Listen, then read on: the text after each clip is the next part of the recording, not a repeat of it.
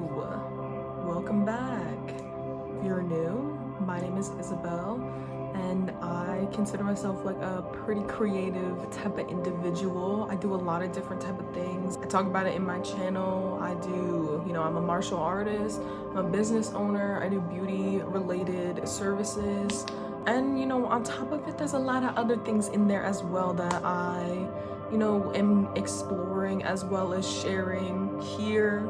Today, I kind of wanted to talk about isolation and kind of the good and bad aspects of it. I want to be able to discuss about how isolation I feel can be really, it's neither good or bad. I think it depends on the situation that is causing you to feel that way. That kind of entirely makes that whole type of isolation period good or bad. I think in some situations it's actually pretty helpful to give yourself the time to be with yourself and learn, be able to reflect what it is that you are trying to do, what you're trying to figure out within yourself. Also, in terms of your goals and like the skills that you need to develop, I think like a lot of people, myself included, sometimes you don't really realize how much you are going to have to invest into yourself and into your skills, and how much of that is going to actually help in developing that skill. And I think a big part of it for me was I didn't really realize like what that entailed. Maybe I'm not like a stranger to working hard and doing and being like almost obsessive over something that I'm really incredibly passionate about. But in terms of you're developing a skill, you're trying to be really good at it. From my own experience, for me it involved having to sacrifice a lot of my time to learn it and to get better at it. Some examples I have from my own personal experiences. When I was learning permanent makeup, it definitely required not only the time to actually physically be there and like shadow under my instructors and learn the skill. I would pretty much come home from like working, whether I was working at my job, my waxing job, or I was working at, I was apprenticing in the spa.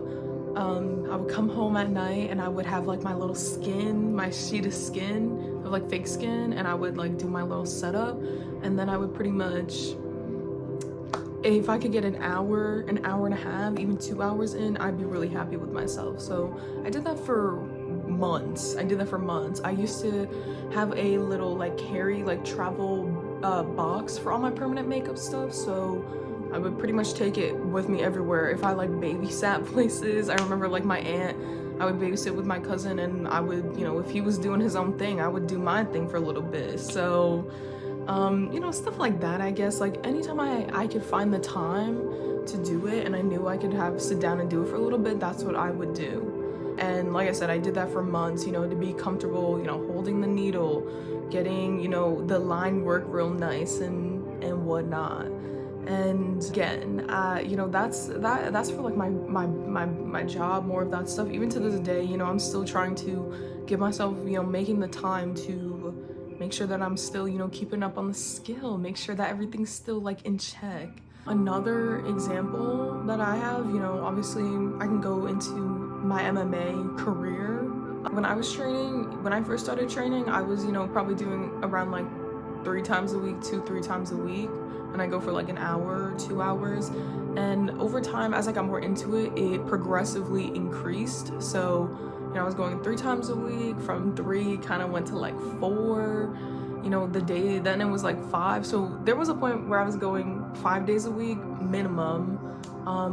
And I would go from like 4:30 p.m. after school, and then all the way definitely until like 8:30, depending on some nights. And that was years of my life, so even with the permanent makeup, like I would, I'd train, I'd come home, practice that. I mean, I started when I was 12 years old when I did martial arts. So when I started, I was 12. I was in middle school, high school, throughout a good chunk of that. So as I was learning, at that age, it's hard to kind of like sacrifice, the idea of like of a social life to, you know, make these things happen. For me, you know, as I mentioned in previous videos, like I never considered myself a school-oriented person.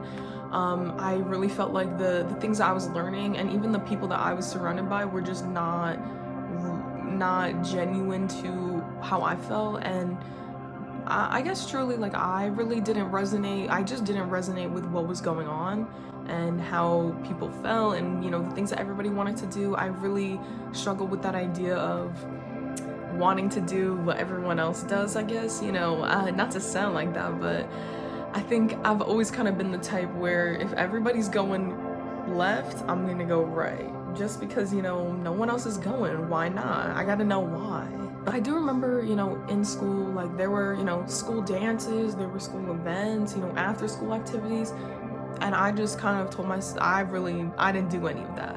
I even remember a point where, you know, I wasn't even really hanging out with like my friends. Like I was definitely not the most reliable friend, good friend maybe at the time, just because of how invested I was in my respective outlets, you know. And while that was like my school setting, my school life setting, you know, outside of that, I had a really great, you know, at the time I had like a pretty good, like, you know, surrounding of myself, I guess you could say. So it was helpful to have like a good support system, you know, like my mom, my dad, you know, encouraging me to be able to do the things that I wanted to, you know, helping me go forward on this path. I have pretty solid sisters, you know what I mean? They were pretty good. They still are good, I promise. But, you know, just like I did have people around that I could, you know, obviously like share my experiences with and like be close with and be, you know, have that type of relationship, but I didn't get that through school. Like I really, honestly, like unfortunately, like none of the people I talked to in high school are the people I talk to now, whatever the reason was, but it respectfully just wasn't, you know, for me, it wasn't like a period of time that like was that great for me. So I kind of knew we're trying to look for we're looking at the bigger picture of everything. As I was younger, it was really easy to see that bigger picture and, you know, tell myself like, yes, you're sacrificing this time now. Yes, like, you know, you're not really, not that I wasn't like enjoying my youth, I guess, but there was definitely a lot more entailed that I felt was required of me, and I felt that if I wanted to see this through the way I wanted to, that I needed to be serious about it. So I'm a very firm believer of like what you put in is what you'll get out of something. So I definitely believe that I'm very much an all or nothing type of person, you know, whether it's good or bad. But it was something that I knew I was very like aware about myself, so it was pretty simple. It was pretty easy for me to kind of keep that in mind with my goals and with what I was doing. So again, you know, back to this idea, like I definitely do feel at times I tend to just isolate because I, you know, don't feel the most comfortable maybe in a situation, or a situation kind of happens a certain way, it plays out in a certain way, and that causes, you know, and it's not what you want it to happen, and you're pretty upset, and, you know, it's not that you don't want to talk about it, but, you know, you're hurt, you feel hurt, and you want to be alone and figure out that hurt. The one time, man. I'm sorry, I'm trying to get this done. I know she's like, do you need anything else? Oh, okay, good. Yeah. Like the worst. I was waiting for you to like take a second and like break it. There is no second. I was like, damn, she go on one long fucking cut. Yeah, this is it. Okay, looks good, sounds good. Okay, Nikki. Fucking A. Being alone in that isolating period of time for myself, you know, anybody that you feel like you're going through that. Oh my God. I keep getting distracted, but it's alright. Talking about the, you know, isolating yourself and going through periods of isolation, for me, I really felt that I don't really consider it to be as this like time where, you know, you're just like not talking to, you know, any of your friends, you're like in a dark room, like in a ball. For me, it was really just, you know, focusing on the things myself and the things that I really love to do and giving that my full energy and not really giving anything else the time of day. I'm really gonna feel that, you know, for people, you know, it's really healthy. I think it's a really healthy thing to do.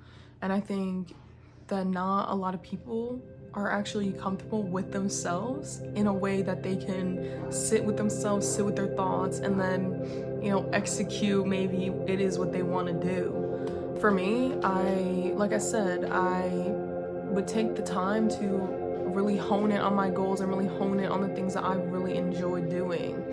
In doing that for myself and allowing myself the time to get to know me. Who is Isabel? What is she like?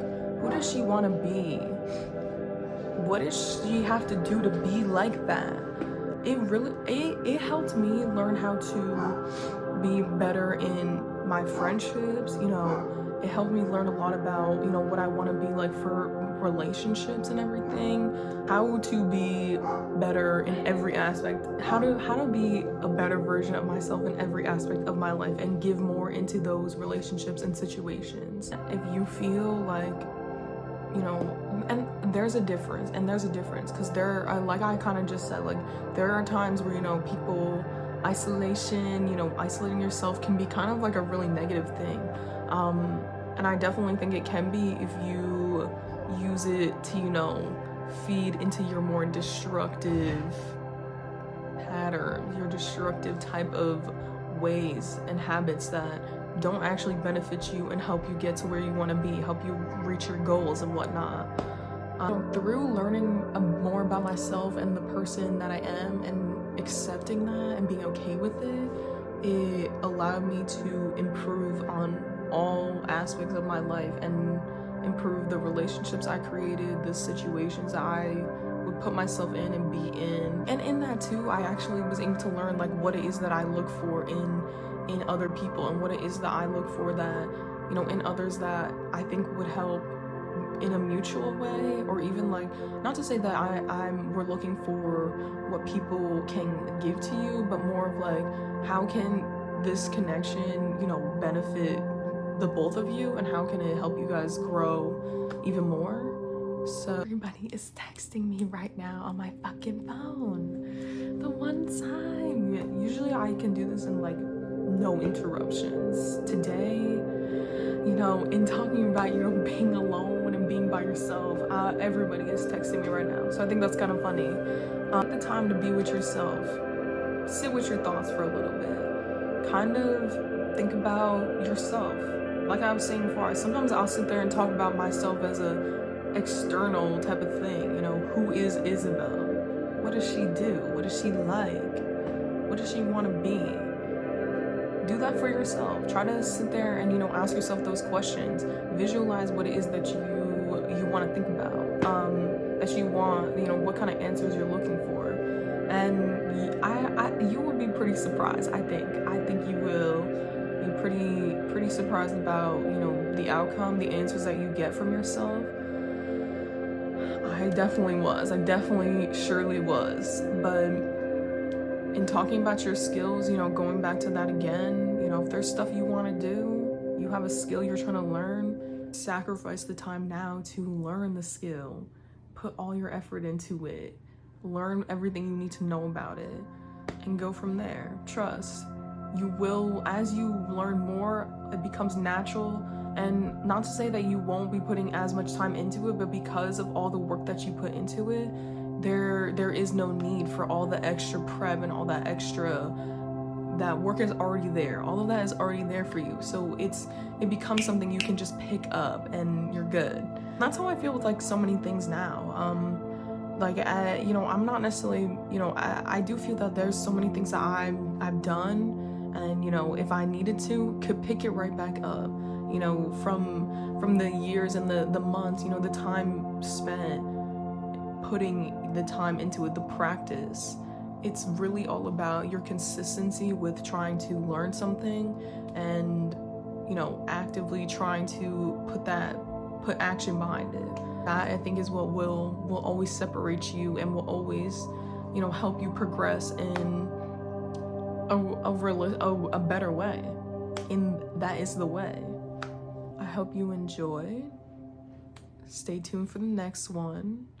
I kind of want to go into a little bit about my business, and I want to talk about as we're approaching the end, it's Christmas time right now, so as we're approaching the end of 2024 and going into 2025, I'm going to be reaching like 1 year of my business, and I really want to talk about a lot of things I've learned, what's happened in the past year that's kind of brought us to this point now, and how we're gonna move on from there. I'm very excited to share that with you, whoever it is that is watching.